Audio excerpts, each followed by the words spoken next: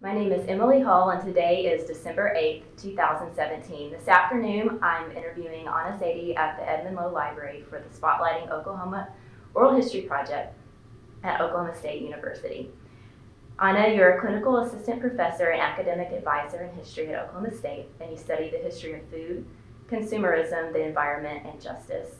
You also have a book coming out in 2018 called Canned: The Rise and Fall of Consumer Confidence in the American Food Industry, published with the University of California Press. Thanks for taking the time to talk with me. Thank you, Emily. Where were you born and where did you grow up? I was born in Pine Bluff, Arkansas, which was the nearest town to where I grew up, which is Monticello, Arkansas, about an hour away, that actually had a hospital that my parents trusted. So I grew up in Monticello, Arkansas, which is a small town, about 8,000 people at the time, and it was where the School of Forestry of the University of Arkansas was. And my dad was a forestry professor, and both of my parents are Russian immigrants. And so everyone would always ask, sort of, how did these Russian immigrants end up in this really small town in Arkansas? And the answer was very much tied to what an unusual person my dad was. And he first came to the U.S. To work at Harvard and was a postdoc position there, and then was at Rutgers University as a professor in New Jersey in a very urban area. And his only dream was to find the most rural forestry school in the nation. So he literally sort of found all the forestry schools, looked up what the populations of the towns that they were located in was, realized that the one in Arkansas was the least populated town, and he started sort of lobbying them for a position, and eventually they were able to create a full research position as a research professor at the University of Arkansas Forestry School, which happened to be in Monticello. So that's where he moved, and soon after convinced my mom. He met her after he moved there and convinced her to move there to be with him. And it was his dream to live in such a place. We lived in the middle of the woods. He walked to work through the woods every day. Sort of, he had carved a trail, and it was a rural enough place that campus edged to a forest, and you could walk home every day. So he would spend literally an hour every morning and every afternoon, 2 hours a day, walking to work and back, and that's where he did most of his thinking. And to him, it was a sort of dream place to live. To his kids and his wife, it was less so, just in that it was a pretty small place where most people were from there and had lived there for generations and had really deep roots to the community, and the church is there in ways that we didn't have. And so it was quite easy to feel like an outsider in a place like that. So it was a place that certainly I'm from, but also I feel that I've been shaped much more by other places that I've lived, or other places I imagined growing up. So what was it, you kind of talked about what it was like growing up there. What did you do for fun? How many brothers or sisters? Yeah, so I have one brother who's a little less than 2 years older than me, and we were just 1 year apart in school, so we were definitely in the same phase of life. But yeah, we lived in the woods. We didn't really have neighbors close by. We didn't really have paved streets to ride bikes on or anything. But we also spent a lot of time by ourselves in this way that now, helicopter parents in the U.S., I don't know that it's even legal to be alone as early as we stayed home alone from very early age. My parents, worked just like a mile and a half away, so we would just be home by ourselves, and if we needed something, we'd call, and my mom would hurry home. But so we spent a lot of time, I think, being kind of bored in ways that I think is unusual these days for kids. My brother spent those bored days getting in a lot more trouble than I did. He liked to. My dad had a big wood workshop, and we had free access to it, which included axes and saws and all of these dangerous things. And so we would make stuff in there and usually not get hurt. I read a lot. I was very much a bookworm, and I remember really distinctly sort of reaching an age, 10 or 11, where I was like, okay, I want to be a smart person. I should probably read some book that I was told I should read, like Charles Dickens, and picked it up thinking I was just going to do it because I was supposed to, not because it was actually going to be fun. And then reading it and being like, oh, I actually really like this. Books that are, classics that are supposed to be read are that way for a reason, and falling pretty deeply into books and literature.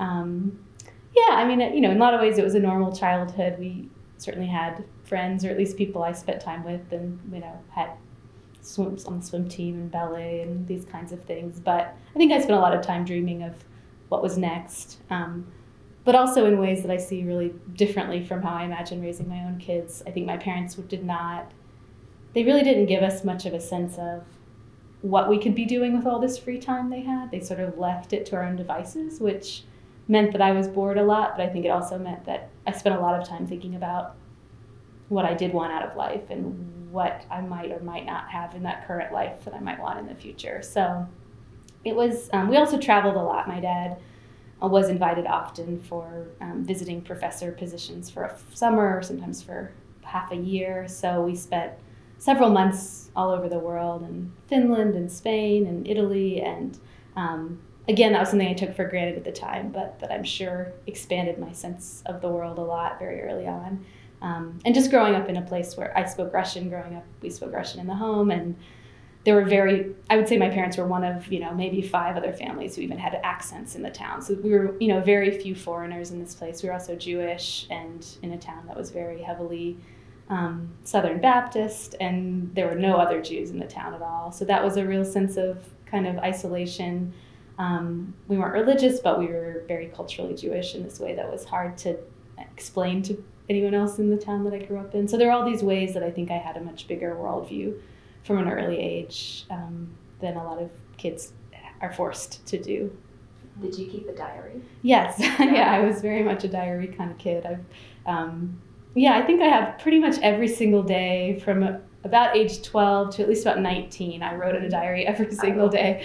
And then just in the last 4 years, my daughter was born 4 years ago, and I started writing again, like a 1-line-a-day journal. That's, literally it's, again, January 1st, I'll have 5 entries. So the year she was born, I wrote an entry, and then each year you go back and see those entries from the previous year. So it's been like just recently that I've picked up that very strong journaling tendency in myself. So yeah, I haven't gone back and reread the diaries in full or anything, but I've looked at them from time to time, and the omissions are as interesting as what's written there, just because a 12-year-old can only express so much of what's going on in her inner life, I think, on the page. So did you enjoy cooking with your mom? Was that something that you'd like to do with your family? Yeah. I mean, I think food has always been a really huge part of my home. So in different ways, my 2 parents, I think, influenced my interest in food very strongly. My mom has always been a really great cook and has really prided herself on food and on hospitality, on bringing people in. I think it's a very Russian quality that you cannot have anyone come into your home without having put out at least 5 different dishes on the table, and you can't go to someone's home without bringing food with you. And so we had dinner parties or people over for dinner. But if I have someone over for dinner, I just make something really easy and put on the table. For my mom, it always was a 2-day affair, and pretty early on, both my brother and I got involved in that. And so just the excitement around preparing food, the anticipation of who was coming, the setting the table, the laying the table. I mean, if there was any inch of tablecloth uncovered, it wasn't enough food. It was a very laden kind of table. Very early on, I just assumed a familiarity in the kitchen that I later realized wasn't normal for 7-year-olds. And, I think, again, my parents trusted us a lot with turning on the oven and using knives and these things that maybe don't come as naturally now. So I cooked a lot with my mom, and she loved food and loved to make others happy with food. My dad, in some contrast, I guess, was had a very restricted diet. He was basically a vegan. He didn't eat anything with salt or sugar or oil at all, which meant literally, he never would eat at a restaurant. He really only ate his own food. We had a huge garden, and he grew most of his own vegetables. He baked his own bread, or my mom would. And that's kind of what he would eat. He would really eat big pots of bean and vegetable soup and fresh bread. And we had our own honeybees, so he would sweeten things with honey. And if fish was caught locally by a friend of his, he would eat fish. And that was his entire diet, which, as a kid was just really weird. It was very strange. It set him apart, and it set... we ate mostly what my mom ate, which was more sort of normal foods. But it was always very clear that he never fully explained his sort of philosophies of food. We knew that he had had like high blood pressure in his 30s and had stopped eating salt for that reason, and then it kind of went from there. But yeah, I mean, I think I was alternately embarrassed by the way he ate because it was just so unusual and didn't really understand it, and he was often quite strict about, like if my mom let us buy ice cream or chips or something like that, he would very clearly express disapproval to her or to us. And so it was very, it made me often feel like this sort of negative relationship to food in a way. But also it was clear that food meant something to him, that his diet, which I later learned a lot more about, stood for all kinds of other values that he held about what was important in the world, and that food could mean a whole lot more than what you choose to eat. And certainly, the fact that it's not that we always ate Russian food or anything like that, but certainly some of the foods we ate were very unknown to kids or, my teachers in the schools that I went to. And I had this really distinct memory of kindergarten. Everyone had to go around and say what they had for dinner the night before. It's just one of these sort of activities, and all the kids were going around and saying these very, standard macaroni and cheese or pot roast or whatever. And I said rice with milk, which was this dish that, a lot of Russian foods are these sort of porridges of, stewed grains of some sort, and you often pour milk over in them. So it's this hot dish, and it's kind of like a hot cereal. And I remember there was a pause, and the teacher, clearly recognizing that there was something unusual about that, said, "Oh, were you still sick?" Because I'd been sick the week before, and she clearly was trying to normalize somehow this thing that she didn't know what I meant by it. And I immediately picked up on that sort of sense of that there was something wrong with what I had said. And I said, "Oh yeah, it was the doctor told me I should eat it," and very clearly, I think, remember that forever after, of being like, you have to sort of, food stands for something, standing out because of it isn't a good thing, but also that like this medicalization of it normalized this behavior and could allow for something like this unusual, I mean, it's not even that unusual, but something that other kids and the teacher weren't familiar with, could mean something culturally, could create that sense of who you were as a person. So, yeah. Was there a certain thing that you liked to cook that maybe made you feel comfortable, or maybe reminded you of your mom or your dad, or just a first really great memory of cooking something you were proud of in the kitchen?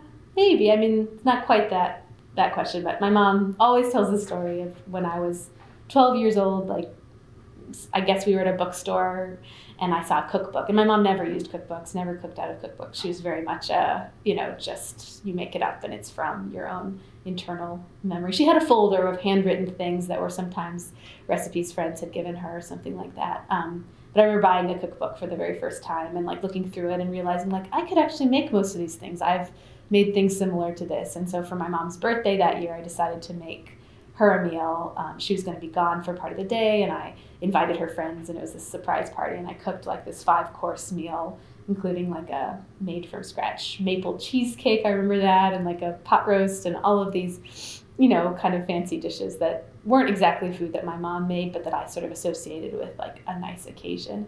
And she came home to this meal with some friends that I had made entirely, and I was 12, and she just like, she told the story at my wedding, and she talks about it all the time, is what she saw as this sort of symbol of the way that I was unusual, and the way that, even if those foods themselves weren't necessarily the fruits of her labor, I think she saw it as like something she had helped me to achieve, was that by the time I was 12, I was a kid who could take the initiative and had the skills to actually make a nice meal. And then otherwise there were a lot of sort of salads, cold, non-green salads that are very common in Russia they were always my job to make for dinner parties. So there's one called salade Olivier, which is, like a French origin salad. It's like a potato salad basically with like hard-boiled eggs and green peas and potatoes, and then a mayonnaise dressing. And then a similar one made out of beets called vinaigrette, that's like chopped beets and pickles and dill and sour cream. And so those were always my jobs. They were like salads that had to be very uniformly chopped. And so those two dishes definitely still evoke a sense of my family to me, for sure. Yeah. So tell me about high school. Where did you go? I spent my first 2 years of high school at Monticello High School, very much by that age feeling very out of place in this town by then. Just and it wasn't even like a strong, I mean, I still had people I spent time with, but just feeling like I was ready to get out of there, and I was only 13 or something.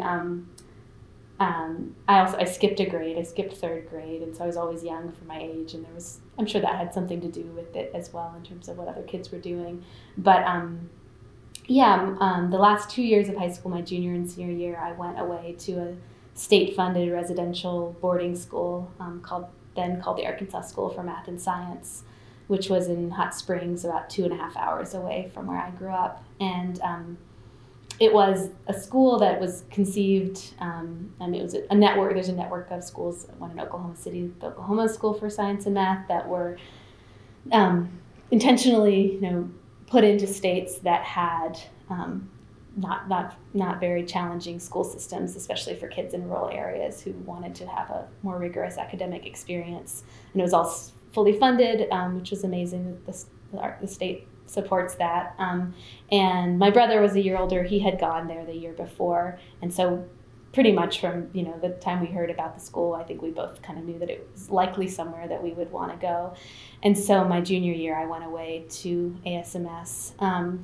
And it was total transformation. I mean, it was definitely, I've been to a lot of educational institutions that have been important to me, but I think it's the most important one still. It was both the place where, at a really sort of tender age, I was 15 when I went away, so I left home for the first time then, so developing independence. It was very academically rigorous, so it was the first time I had to ever study, and the first time I ever made a B, and where I really developed as an intellectual and as someone who really enjoyed challenging research questions and being really stimulated by difficult questions I didn't always know how to answer. But also social, much more importantly than the academics, probably socially, it was like this whole group of kind of smart and weird misfits who'd felt strange in their own towns, and finally they came to a place where they were all kind of that way. So there's a lot of creativity, lots of people who played music and late night staying up and singing songs with people, a lot of low level, just like testing our boundaries and figuring out what kind of freedoms we could and couldn't have, and finding finally a lot of people who had always felt like me for different reasons, who had sort of felt not at home in wherever they were in terms of their communities, and building really rich relationships. And also, as I think a lot of people experience when they go to college for the first time, just like staying up late and having those conversations for the first time where you explore your thoughts on religion or morality or what the world means or why we're here. These questions that are so important but hard sometimes to talk about until you start to have the language for them. So the 2 years there were very, very full of those kinds of experiences, relationships, questions, and certainly set me up for my sort of academic path that I took after that experience. Yeah, so you went to college as an undergrad at WashU? Yeah. Right? What did you study there? Yeah. What led you to study those things? Yeah, so I went to WashU in St. Louis, and I was a biology major right away. My parents, growing up, science and math were very clearly the sort of exalted, that is what we all should be doing. My dad was really widely read in history and literature and poetry, and he loved those things, but he was very clear that he called them ice cream. Those are the dessert that you have after dinner. Your main course should always be math and science. I think it's very much an immigrant mentality, very much the fact that both my parents were math and science people in their professions. But there was kind of no question that was what my brother and I would both do. So I don't think I thought too hard about it. I was good at science, but I was also good at the other things, and I'd never thought too hard. It was this is what I'm going to be a science major. So I just did, I was a biology major, and I took those classes, and I did fine in them. And I didn't think too hard about whether it was a passion for me or not. Until I started working in a research lab, and very quickly it was clear it was not my passion. I was an RA for a freshman floor my junior year, and I had a freshman who worked in the same lab as I did. And when he came to college, he was a freshman, he was 18, he came into my room and he saw my research poster on the wall with the name of the lab that I worked in. And he said, Dr. So-and-so, he's been my research idol since I was 15. I've read all of his papers. And I thought, I have not yet read one of his papers. And then he joined my lab, and like some night, I woke up in the morning and I saw that in the middle of the night at like 3 a.m, he'd written me an email like, I just made a breakthrough. I'm in the lab and I'm, figured something out. And I thought, I am never going to be in the lab at 3 a.m. with making a breakthrough. And that was a good moment of realization that this was not where I should be putting my energies. By then, I'd become really interested in environmental issues, environmental politics. So I became an environmental studies major.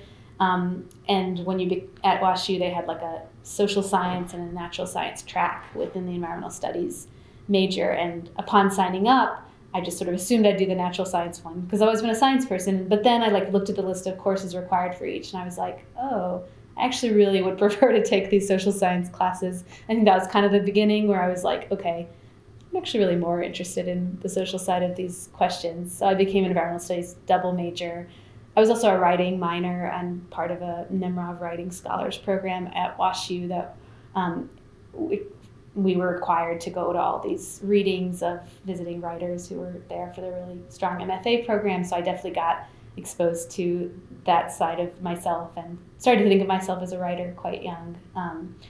And then I took 2 courses my junior year of college, one that was a history of science class that was for my biology major, and one was an environmental history class for my environmental studies major. And both were my 2 favorite classes that I had taken in college. And I asked both professors sort of what were you trained in? What did you do? And they both said, we got our PhDs in history of science at Harvard. And I thought, history of science, I've never even heard of such a thing.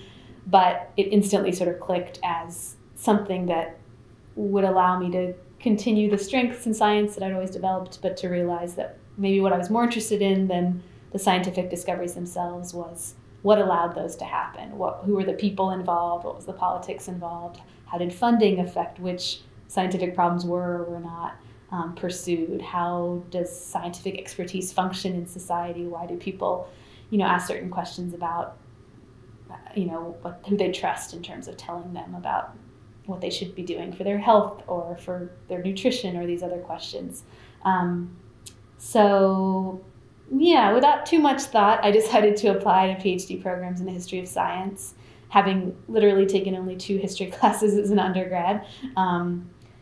And in between, I also did a master's in science education and got certified to teach high school biology.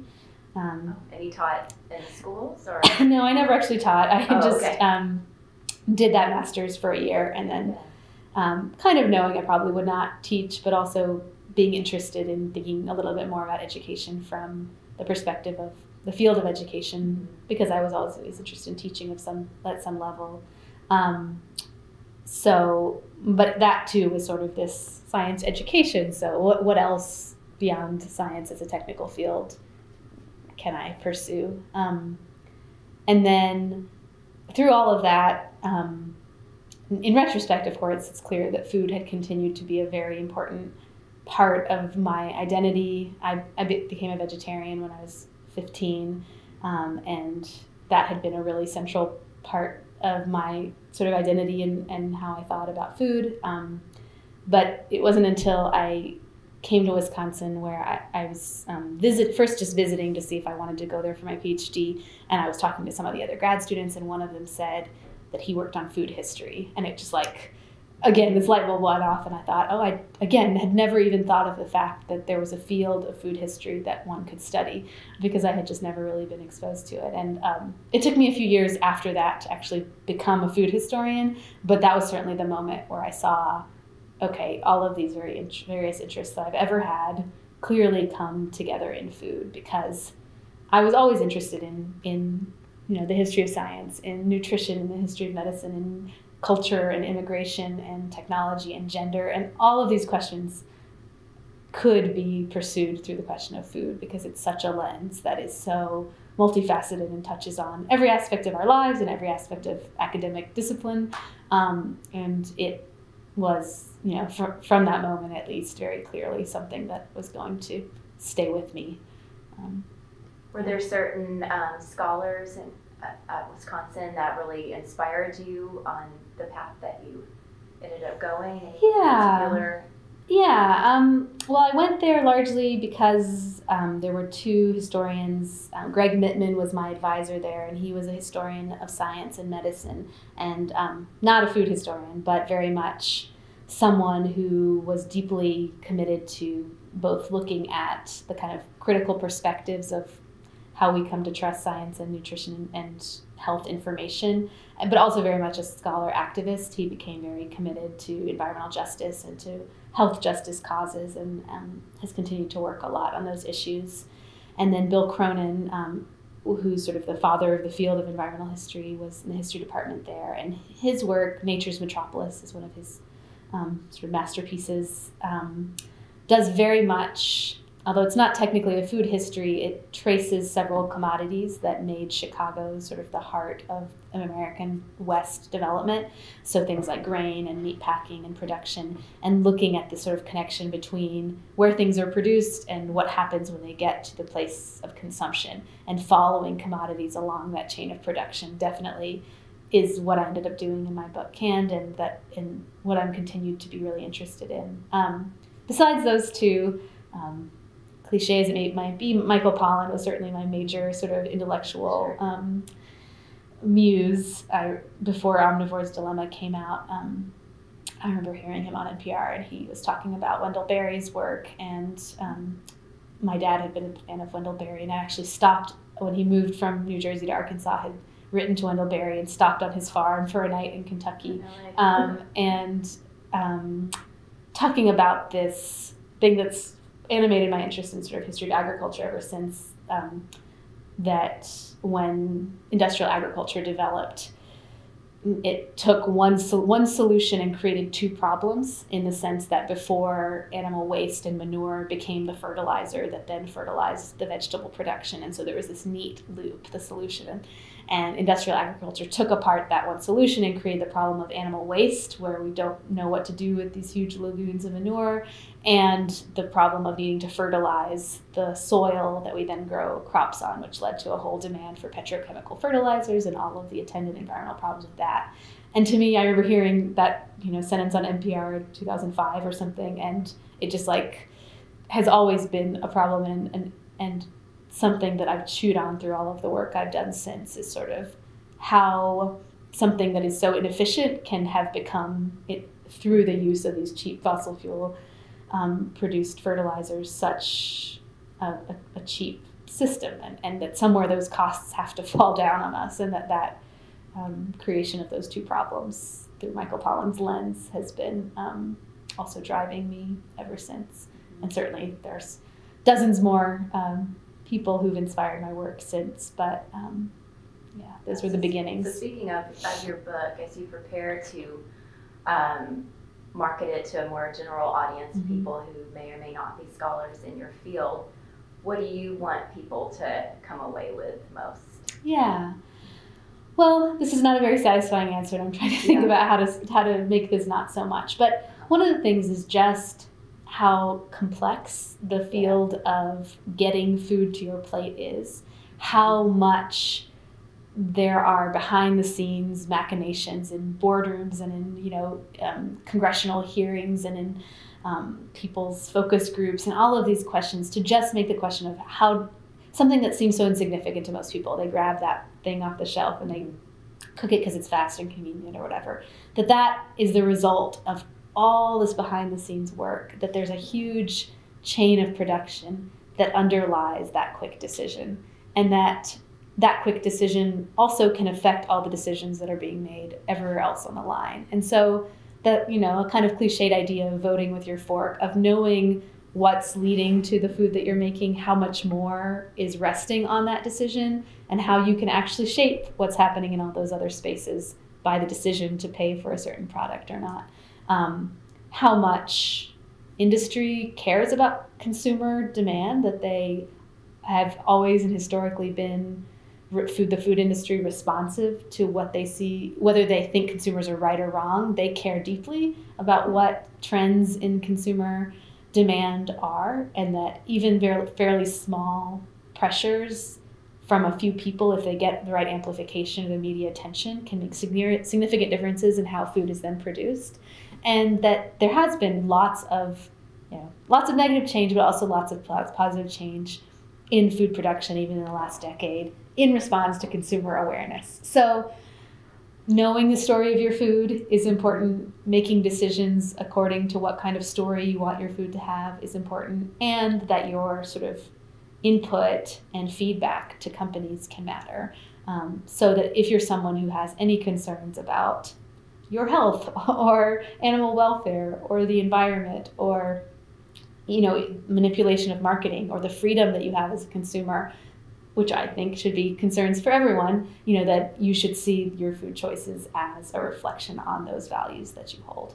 I think that's the take-home message. I think that's... Yes, it took people a while, right, to trust that those tin cans or whatever, just looking at things that you can't see or that you don't understand. Right. So they really had to work on and building that trust. It's almost the opposite now, almost, where people eat things they may not and we don't understand or know. Or we don't give a second thought to it. I think that too. I mean, I think history can be so valuable because it makes very clear how contingent our current situation is. That, there was a time where now a tin can is so blasé and boring and familiar, but there was a time when that felt like a foreign object of fear. And to recognize that was not that much more than 100 years ago, I think helps to give a little bit of a sense of it could have been otherwise, that the directions our food system took were not random. They were the result of choices that consumers made and the choices that industrialists made. And that unfamiliarity that was so recent, should help inform, should we be so trustworthy of our food? Some of that same skepticism that was healthy then, is healthy now in different ways. Yeah, just kind of bring it back. Are there any other books in progress or articles that you're working on that you're excited about? Yeah, so I think as an academic, there's always this sort of balance of knowing that you need to be producing something that's considered valuable in your scholarly world, but also for me, as someone who is very much a committed scholar activist and who cares very much about sort of contemporary issues and who cares deeply about writing, I've been thinking a whole lot about how to write a second project that meets the needs of all of those things, and it's very hard.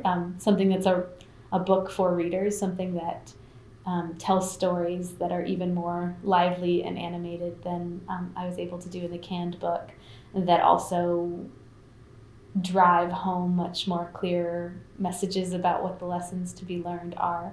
I've always been, interested, as I said, I've been a vegetarian for a long time. I've always been interested in the history of vegetarianism and the history of meat production. And I've written some about that here and there over the years, but I'm working on a project that connects to a deeper look at the meat industry through looking at the history of soy, because it's been a really interesting twinned product in that the development of soy technologies in the 60s and 70s, just kind of a dry subject, actually enabled the rise both of the meat industry, both in terms of the feed that it became for cows, and also the way that it was used as a meat extender to mix soy with meat in various industrial or commercial, like school lunch program meat. So it enabled a kind of industrial meat production. And it also became, the kind of poster child of a kind of alternative counterculture vegetarian diet through tofu and veggie burgers and meat alternatives dependent on soy, and created almost this alternate path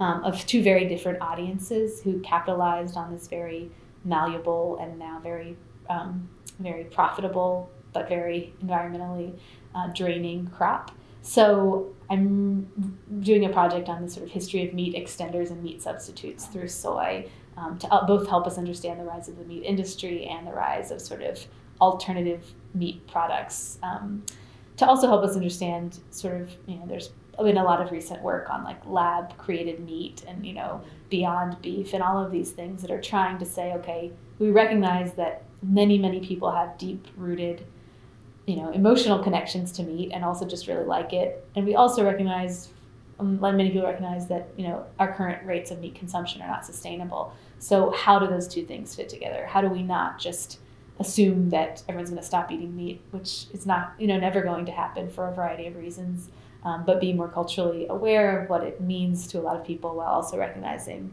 the space that we have to move away from such heavy meat consumption. And it seems like soy plays a really interesting role in that story. So that's one project I'm working on. And then I'm also working on a project that uses my dad's story to highlight both his relationship to food over the history and also his academic work and sort of the history of science and history of forestry, to think about a lot of my own academic work through the thread of his life.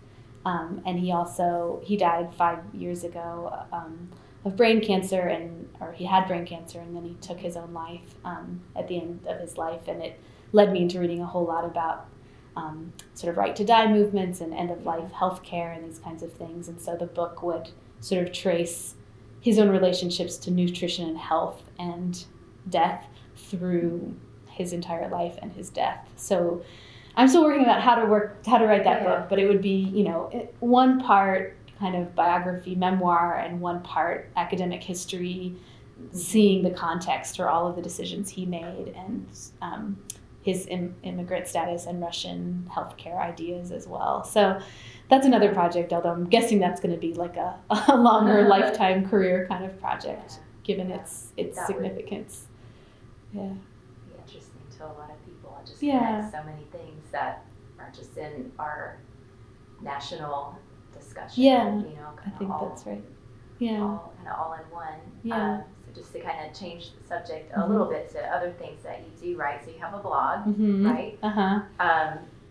Why did you start that? Who do you hope to reach? I've been rethinking it a lot recently. I have / had a blog. I mean, I started one blog called Dining and Opining in 2011, and it was a time when I was both reading a lot of blogs and finding that there was a real disconnect between sort of the food blogs that were just like pretty pictures of food and people cooking, and I liked reading those. I found them fun, but they always felt so flighty and light to me. And then there were these much more sort of serious food policy blogs or, much more wonky blogs about food and agriculture that I also really liked, but they also felt disconnected from people and the way that people actually function with food in the world. And it just felt like to me like there had to be a way to bring these two together to find. And I haven't talked that much about how much living in Madison, Wisconsin sort of shaped who I've become in terms of a thinker and a person. But it was a place where food mattered in both senses of the word, in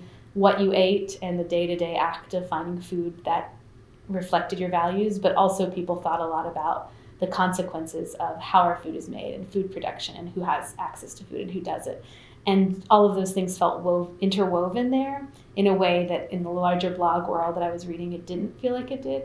So that was the goal of my original blog, was that it would try to do both, that it would try to tell stories both about the food I was making, but that those stories would then be put into a broader context of what does it mean that I'm picking my own peas at the local farm? What does that tell us about the particular local agriculture of Wisconsin? What does it mean that we have this farmers market that's the largest in the nation? How do we understand that through racial divisions and segregation in Madison, and which parts of town have farmers markets and which ones don't? And so topics that interwove the fun and the more serious together. So dining and opining, the kind of food and the opinions. That connection between food and place. So when did you move to Oklahoma? We moved to Oklahoma in 2014. Oh, okay. So I've been here for 3 years.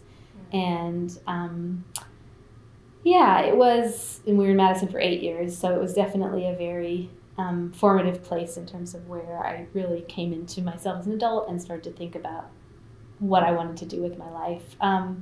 And the transition to Oklahoma, I think, was a really stark one, because there were lots of very strong differences between Madison and Stillwater, although Stillwater is not so different from where I grew up.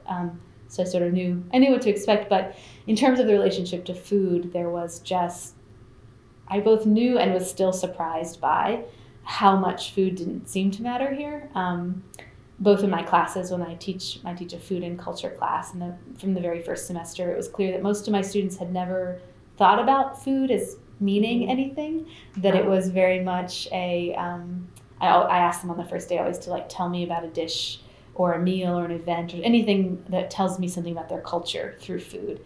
And most of them struggled to come up with anything. Or they would say, I don't really have a food culture. And I would say, yes, you do. You know, every person has a food culture. And maybe the absence of what you think of as something as a food culture says something about where you're coming from. But none of them seem to have thought much about what food means. And that felt really surprising to me.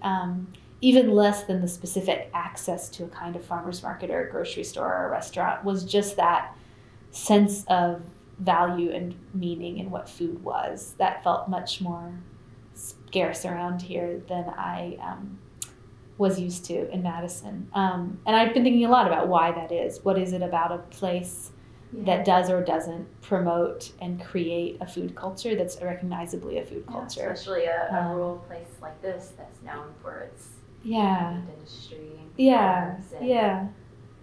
Were you able to change anyone's mind or help eliminate these aspects of food and culture? I hope so. Yeah, I think so. Yeah, I mean, do you bring in local people? The way I've taught food and culture is, again, partly selfishly. Moving here, I really wanted to get to know the few people that I was aware of who were doing food-related work in the way that I was used to seeing it, and I wanted to meet them, and I sort of wanted to help them meet each other, because I think in community and in organization often comes new ideas that you wouldn't have had individually. So I thought, okay, what if I get these few people who are talking about this stuff in Stillwater together? So, okay, I'll bring them all to my class and I'll get them to know me, and then I'll get them to know each other. And so the way I structure the class is we have a few weeks where we do the history of food in America. So we just sort of understand the broad stroke of how the way we eat has changed so dramatically from even 1800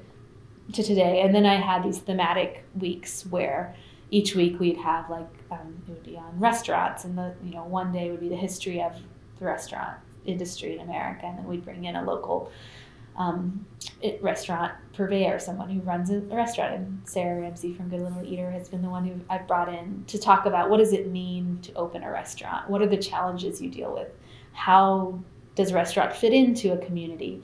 And then I had a week on Native American foodways and brought in Jackie Dill, who has now passed away but was a wild crafter, as she called herself, or a forager, and informed by Native American traditions. And so we'd have a day where we talked about the ideas and the history of it, and then a day where we got to talk to someone whose life is deeply embedded in the meaning of food. So yeah, I think that by the end of the semester, the students both have a much more clear vision of how this place has all these people whose lives are rooted in food and that are shaping the kind of food that they have access to, but also how those people's own experiences are deeply rooted in the past, in ways that often those people themselves don't really have a clear sense of.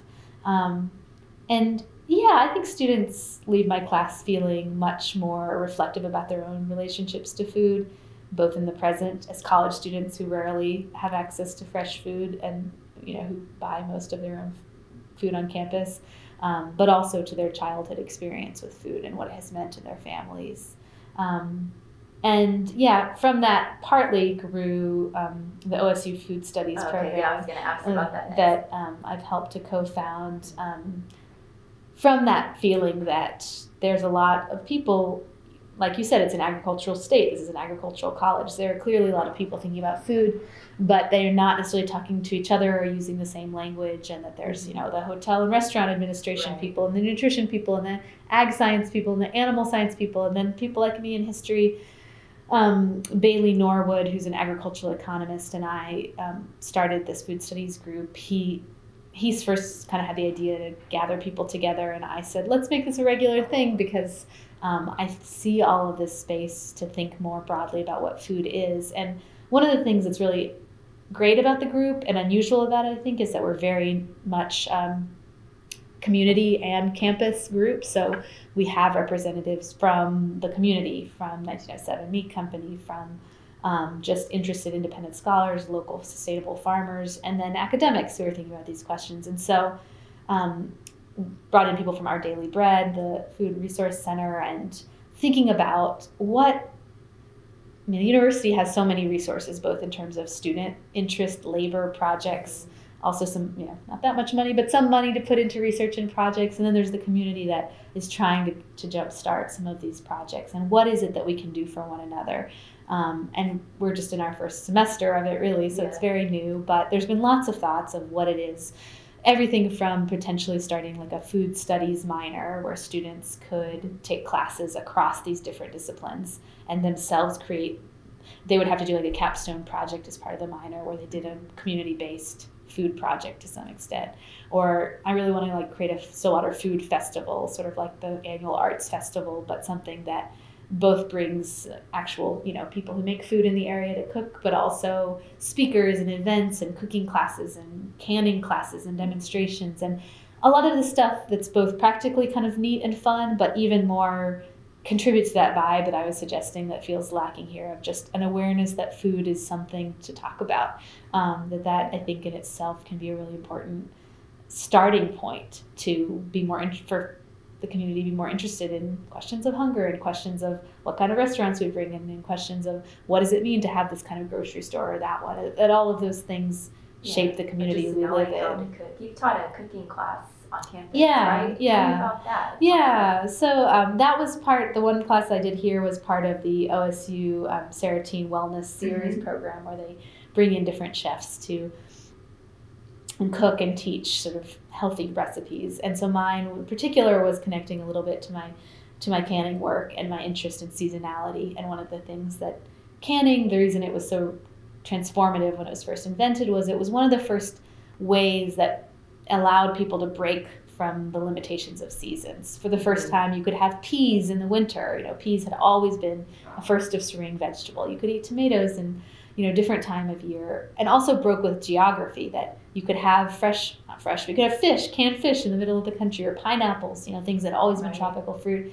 And so for people, it helped to start the break from a way of seasonal eating, which now is so unfamiliar to most Americans. And so the cooking class I taught was about how do you think more about cooking seasonally. And one of the ways that I cook seasonally or try to is that I have sort of like recipe formulas. So, a standard dish that like something like a frittata and that's egg-based, but that whatever vegetables you add to it are whatever's in season right then. So you can intersperse the same recipes with different things based on availability. And it's not like you rely on a recipe that always has tomatoes because there are some parts of the year that I don't buy tomatoes, or that always rely on a winter squash because I only use winter squash in the winter. So how to think about cooking in ways that promote more seasonal ways of eating. And that is something I've thought about for a long time.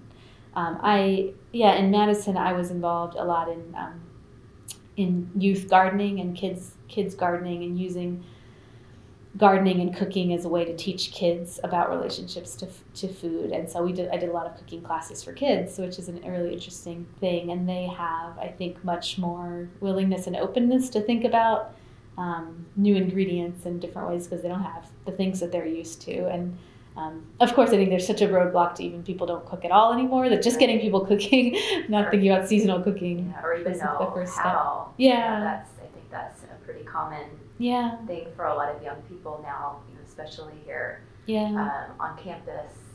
Yeah. So if, let's say there's someone, and let's just call this person an undergrad who doesn't know how to cook, maybe didn't grow up hanging out in the kitchen and learning those things. So if there was like a meal or certain things that you definitely would need to know how to do, what advice would you give? Well, I do think that, part of it, I think, is not being intimidated by cooking. And so before I would even try to give them a recipe, I would really, what you just said is, if they haven't spent time in the kitchen, just spending time in the kitchen. That means finding anyone they know who likes to cook and just hanging around them for a little while. Because I think there's a kind of comfort and facility that comes with just being around food prep in this way that takes away a lot of the intimidation factor and takes away the fear that you're going to mess it up. And you realize that, it's easy you always mess it up and then it's still okay. And the kind of cook I am, I'm also not I'm not a cookbook cook. I'm not a recipe cook. I'm very much a flexibility cook. And I think that it's, on the one hand, I think a recipe is comforting for a new cook because they just follow the steps. On the other hand, I think it promotes that feeling that if you get it wrong, you've messed it up. Mm-hmm. Whereas the way I like to cook is with these kind of formulas, as I call them, or methods or approaches that you can kind of do whatever. And so I think teaching that approach is maybe more useful than teaching one specific recipe. Instead, to sort of say, okay, how do you even like saute vegetables? The way I like to cook is to saute a bunch of vegetables or meat or whatever you want, and then thinking, okay, well, now I'll wrap it in a tortilla. That's a burrito. Now I'll mix it with some pasta that I just boiled. That's a pasta dish. Now I bake it with, an egg, and now it's a frittata. So to think about really basic prep techniques that you can then apply in a variety of ways to make different meals. Yeah, and stretch your budget and still eat things. Yeah, and use up leftovers. I'm very much like a no waste kind of cook. So I'm always thinking, okay, I have like these 3 things left in the fridge. What can I make out of those? Mm-hmm. And that's how I like to cook. And so that's a little bit harder. It's not like one recipe, and it's much more an approach. I was also in Madison. There was it was called the Greenhouse, and it was an environmentally themed living learning community, like a residential community. So it was a dorm on campus, but it was all students who were interested in environmental issues. And so I was their food programming coordinator. They hired me to just program around food, which is so cool. But and so I had lots of different things I did with them. But I had a weekly cooking series that was really just what I was describing. So we had like a burrito night and a sushi night and a veggie chili night, and these kind of categories of eating that you could sort of fill with whatever it was that you had on hand, whatever it was that you wanted, whatever you preferred, whether, that was modifiable based on dietary restrictions, and sort of teaching them these like formulas and categories of cooking that students told me were like so useful, and that they would then, and these were students who lived in a dorm, but liked to cook a lot of their own food anyway, and figure out how to do it. And they started like cooking with their dorm mates. There's only one kitchen for their whole dorm, but like 2 or 3 people would team up to make a meal for 40 people on one night, and the next night 2 or 3 other people would do it. And so they got to where they could eat in and create their own meals by sharing the duties and sharing the kitchen prep time. And that was really neat to do that, because I think it made them not feel like, oh, I'm a college student, I can't possibly cook. Have that community too, and that social time. Yeah, and if you mess up, it's like not a big deal, because nothing has to be gourmet or perfect. It's just a matter of getting the food that's healthy, that you had a hand in, that you appreciate so much more.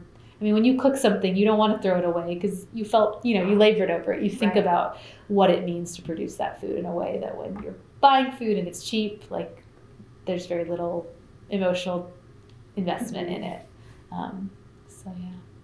Yeah, I think developing that competence and knowing how to be resourceful regardless of your budget and not waste is important. Yeah. But also, kind of to change topics a little bit, in Oklahoma, we definitely struggle with hunger in the state.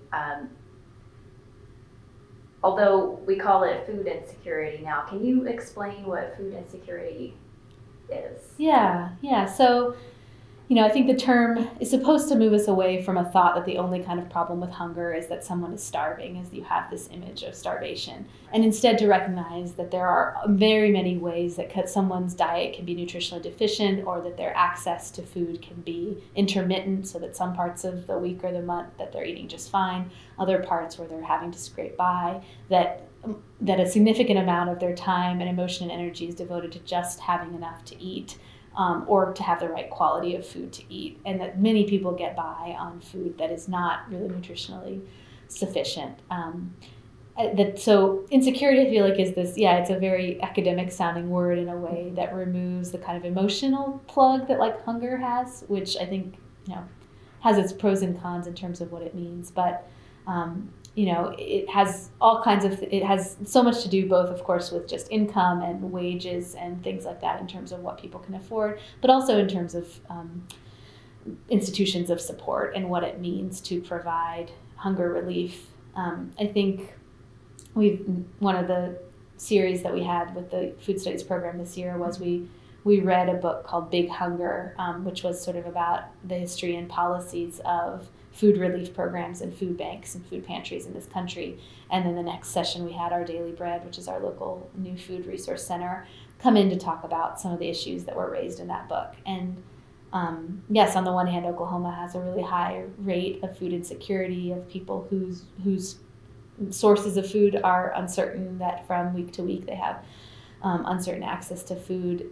but also we have food banks who are doing a very important job in the sense that they provide hunger relief, but that also very rarely get at the root causes of why people are hungry. It's not just a matter of whether they have an extra can of chili or not, and much more about what are the systems that create, medical insurance and wages that are sufficient, and resources and education of how to even handle food and handle budgeting and all of these things, and to get the skills that one needs to get a job that pays enough to then buy the food. And I think Our Daily Bread is trying. They have very clear visions for the future of setting up, computing classes to teach basic computer skills, of teaching gardening and cooking classes, and other things that they see as foundational to, not just giving a person a fish, but teaching a person to fish so that they can provide for themselves, and giving them a fishing pole.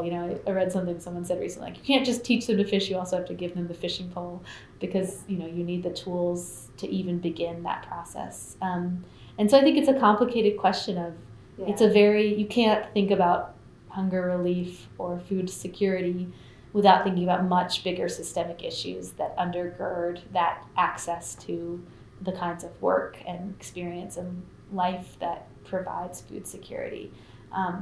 One of the things that's interesting, we talk about the topic a lot in my food class, and so many of our students, even though many of them come from different backgrounds, and certainly a lot of them are from working class backgrounds and are working their way through college, I think few of them really understand the question of food insecurity or hunger. Most of them don't recognize that even in Stillwater we have really high rates.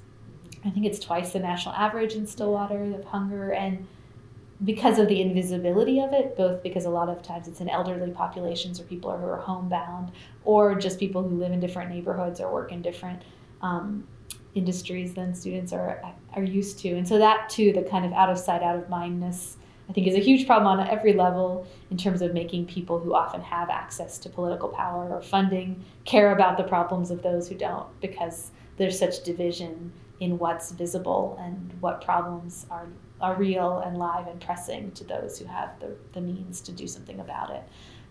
You can't talk about, I think, food security without talking about everything else that's involved with it. Multi-dimensional. Yeah. Just like what you wrote about in your book. Yeah. Too. Yeah. It's just kind of a window, a lens to all of these Much other broader things in society. Yeah. For sure. How about food deserts? That's a term that gets used Yeah. a little bit. What are they? Yeah, so food deserts are areas that, again, don't have access to high quality food available. So these are often either in rural areas or in urban centers where main grocery stores that would provide fresh produce have left those areas, often because they don't think that they're profitable, or they want sort of higher income neighborhoods or suburbs, these kinds of things. And so you have these places that have tons of convenience stores, but most of what that food that's sold there is packaged, processed, highly processed, full of sugar. And a lot of times people in those communities don't have access to transportation, so even the distance of 1.5 miles or 2 miles can be quite insurmountable when you're on foot or public transportation, and people end up buying much more of their food from these convenience stores or from whatever they can access than having access to the fresh produce that grocery stores offer. And so if you look at rates of poverty and distance from a grocery store mapped onto the U.S., you see very clear overlap. And so this is both a problem of the way that so much of our food system is relying on grocery stores, because they choose where to site within cities, and if they don't think that they want to be in the places where people need their food the most, they don't have a shop there. And when those close down, it often creates, dramatically changes the diets of people who live in the neighborhood in the area. And so food deserts have been the site and the focus of a lot of food justice efforts in the last decade or so. Lots of questions of how do you bring food into these places? How do you use those same convenience stores that already exist as mini venues for fresh produce from local farms? To have, instead of having one central farmers market, having lots of little farm stands in convenience stores, just as an example. Building urban gardens in neighborhoods that are food deserts and teaching people how to grow their own food. Creating mobile markets that are sort of big vans that have produce that move among neighborhoods. How do you sort of think about these questions to not rely only on, well, we need a big grocery store chain to come in. But if they're not going to do that, which we can't necessarily rely on them to do so, what other solutions exist? And I think it's one of the sort of most interesting, active area of development is the question of food justice, of sort of a lot of times questions of sort of, foodies and these kinds of things are people who have access to a lot of privilege. And yes, it's nice that they can develop their, foam foods and these things, right, that I think are cool too. But when it comes to it, where can we put all of our interest in food, in serving those who have hunger needs, and in job training as well? There's been a lot of efforts to retrain former felons and these kinds of things in food preparation, in both to work in the food industry and also in agriculture, to see those professions in those areas as a way to both get job experience but also have skills that then help with health outcomes. Because also you see the highest rates of diet-related diseases, obesity, heart attacks, diet-related cancers often in low-income neighborhoods, in the same places that are food deserts. So it's all very interwoven. Questions about health insurance and our national healthcare system are deeply interwoven in questions of food and access, because food is often the driver of so much of the health problems in our country. So again, it's this topic that you pull on one thread and everything unravels, because it's all tied up together. Yeah. All right. Thank you. I think those are some good ideas for people to think about. I kind of want to wrap things up and end on a lighter note. What's the best meal you've ever eaten? Yeah. Well, I'm a hard person to please, because much like my mom's table, which was always, as I said, sort of covered in at least 10 different dishes, my favorite meal is like a plate that, and I'm not a keep your food separate kind of person. I like when my food touches and some of the flavors get together. So a plate that has at least 10 different things on it is my favorite meal. And I'm very much about balance. So I really love cold things and hot things and crunchy things and soft things, and so for the whole plate to have this sort of balance of textures. So I mean, it's a unrecreatable meal in a sense, but a favorite meal would certainly be one from a home cooked meal from my mom, which would have cold salads and would have, I'm a salad person. I like vegetables, and I like to mix them together in interesting ways. And also I really love different sort of flavor profiles. So I love on the same plate to have a really spicy sort of Asian style dish with a creamy Southern comfort food dish and a Russian pickled dish. And I like having it all on the same plate. So something like that. It's not one dish and it's not one meal, but it's this sort of bringing together of all of the tastes and textures that I think make food so appealing and so much a sensory overload. I like it all in one place. Just sneak some ice cream in there. I'm a chocolate person. Yeah, and chocolate. My daughter, who's 4, has recently started really liking to bake. So maybe something that she made. We made chocolate cupcakes for her birthday. So maybe a 4-year-old baked chocolate would be my dessert. Is there anything else you'd like to talk about? I feel like we talked about so much. Yeah. Yeah, no, I'm good. Okay. Thank you for the opportunity. Yeah, well, thank you so much for your time. Mm-hmm.